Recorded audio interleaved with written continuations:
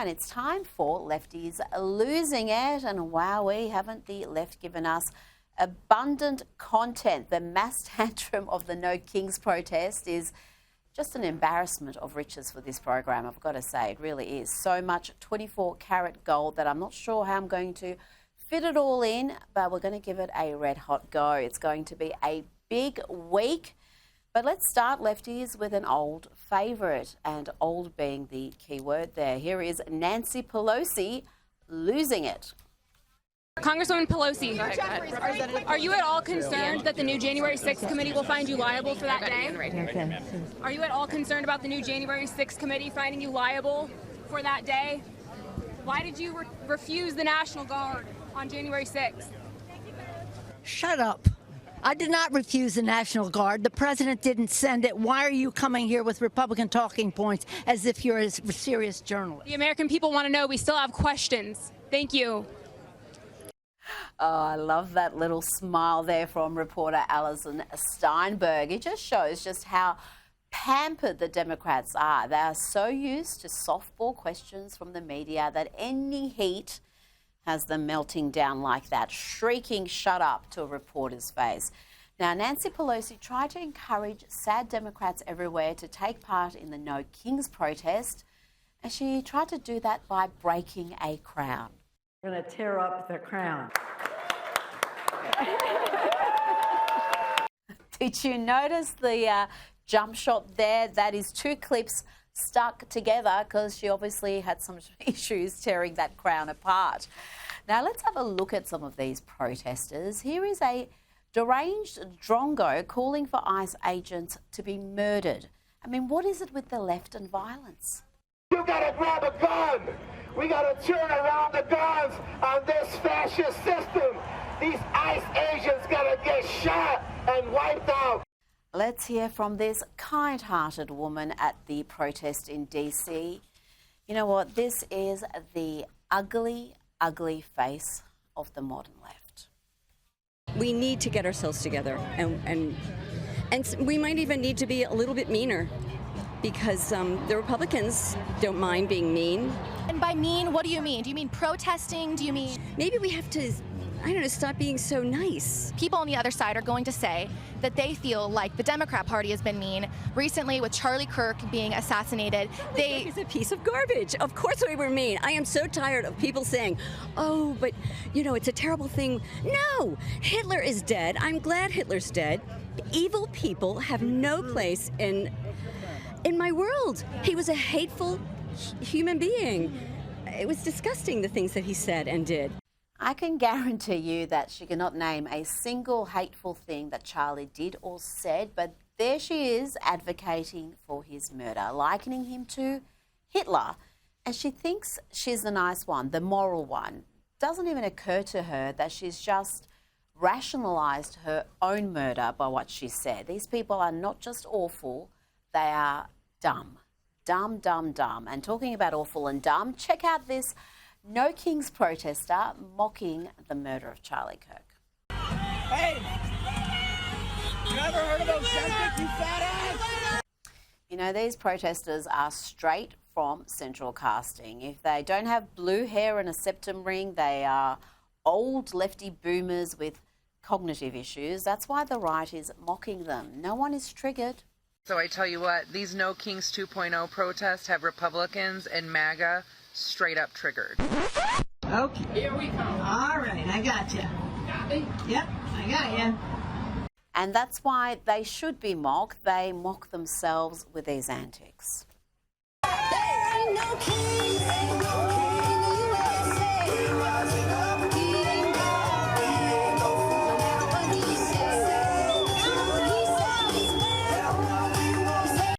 Also worthy of mocking are the dim-witted celebrities who took part in this mass tantrum, including actor John Cusack, or Cusack, whatever his name is.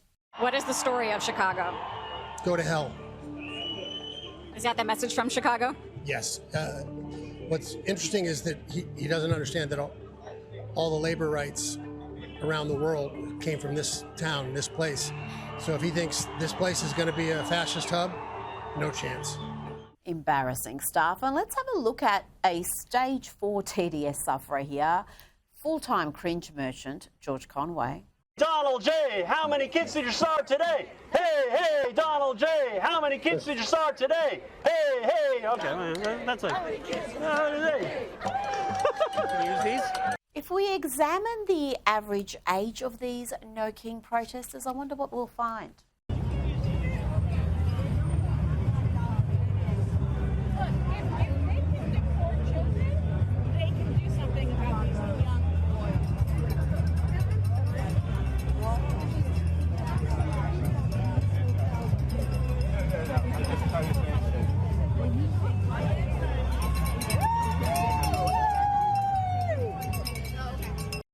Not much racial diversity there, none at all from what I could see, and it wasn't much better in New York City. These people are a gift to the Trump administration. What normal person watches this and says, sign me up, I want to be a part of this lot?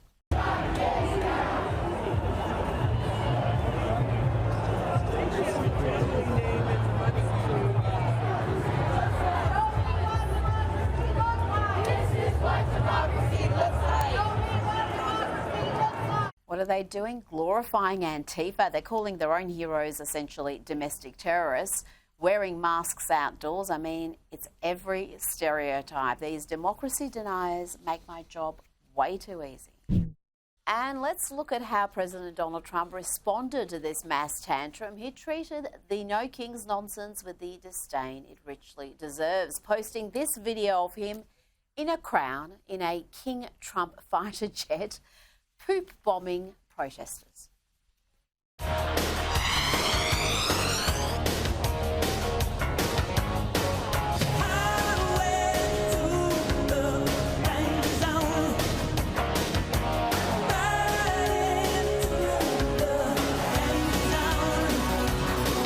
We've never had a funnier president, folks, nor a more impactful one, but funny too. And the VP is just as funny. JD Vance went on Blue Sky. That's the social media platform for the echo chamber dwelling lefties. And he posted this.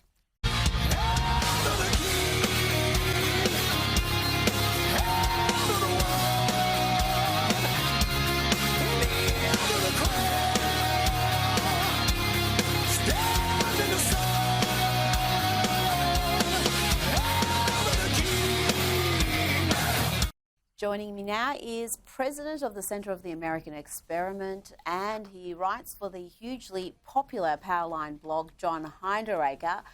John, both the president and the VP have treated these protests with utter disdain. Got to say, I love it, but is there a danger to that strategy?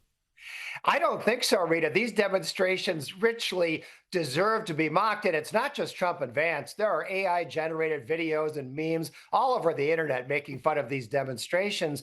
And the reason is that what these people are protesting against is democracy. Donald Trump won the election. He won it rather easily. And now he's carrying out the promises that he made to the American people. And that's what these protesters don't like. They're unhappy about being out of power. They're unhappy about being in the minority. And frankly, I don't think they're fooling anyone. John, to more consequential issues, Trump's foreign policy successes have been numerous in this second term, and he gave another example of his peace through strength philosophy recently. Have a listen to the president's response when asked about Venezuelan dictator Maduro. It has been reported that Maduro offered everything in his country, all the natural resources. He even recorded a message to you in English recently, offering mediation. What should we do in order to stop that? He has offered everything. He's offered everything. You're right. You know why? Because he doesn't want to around with the United States. Thank you, everybody.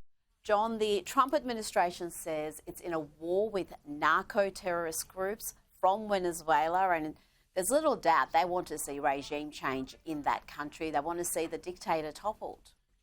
Yeah, the administration clearly wants regime change. They've been blowing narco boats out of the water. They've got special forces carrying out exercises now very near to Venezuela.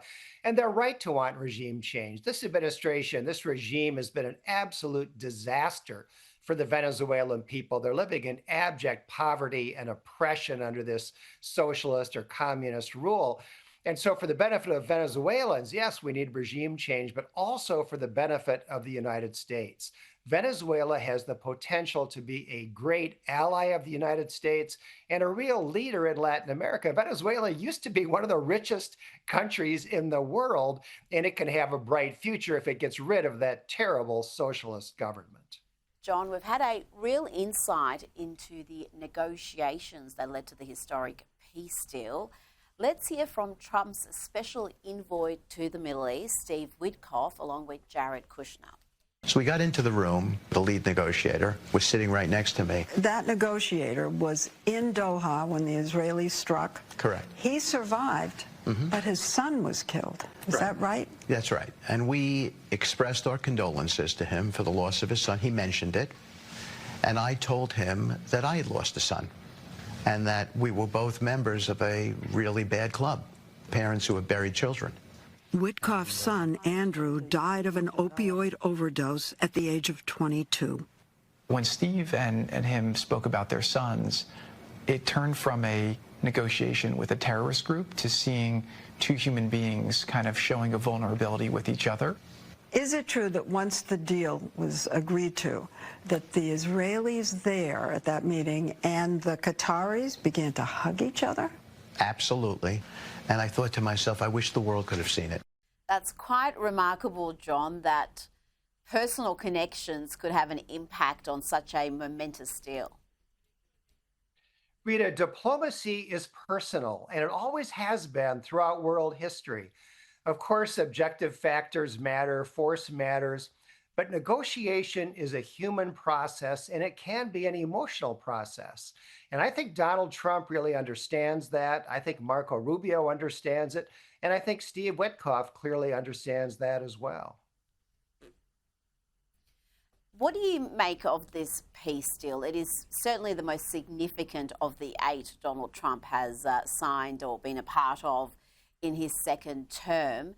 But the pressure on this to be an enduring peace deal is enormous. Can you see this lasting? Can you see the involvement of the Arab world ensuring that this has the best chance to succeed? Rita, I really don't know. Now that their living hostages have been retrieved, I don't know how much appetite Israel has to go back in there and resume fighting with Hamas.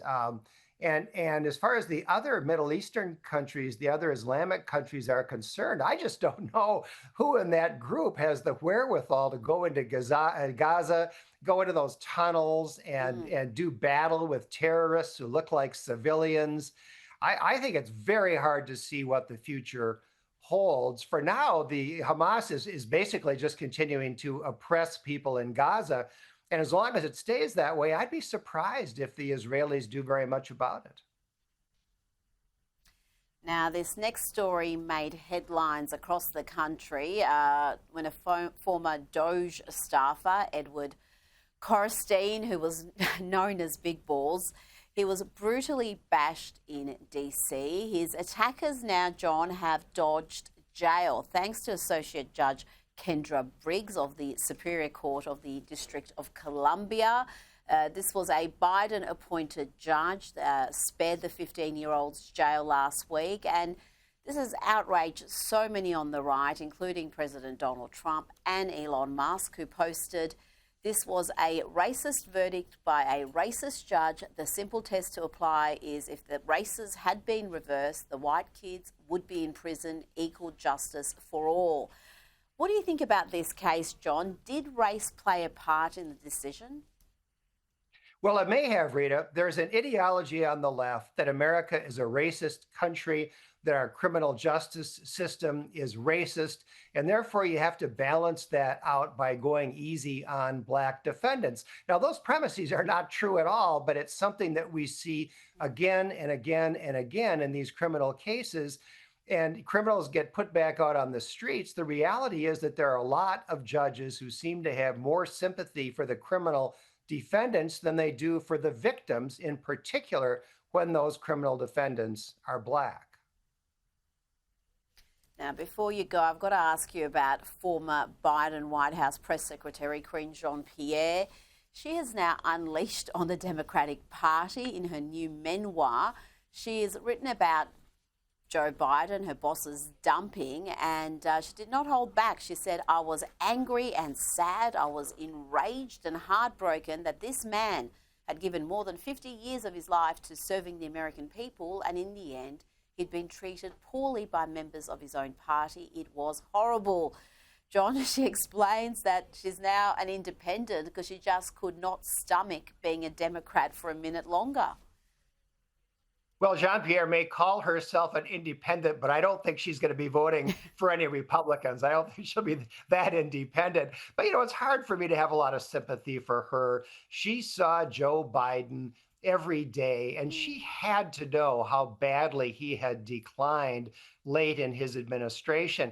I think the Democrats should be faulted not for betraying Joe Biden, which is what Jean-Pierre is upset about, but rather for being willing to run Biden for a second term right up until the moment when he collapsed on the debate stage, even though they knew that he was not capable of carrying out the duties of the office. That's the real scandal here. That is, and she's still covering for him. She still seems to be under the impression that the whole world doesn't know about that cognitive decline, because she did lie about it over and over again. So many times got up there and said just he was the sharpest person in the room and he was outworking everybody in the administration. John Hinderaker, thank you so much for your time tonight.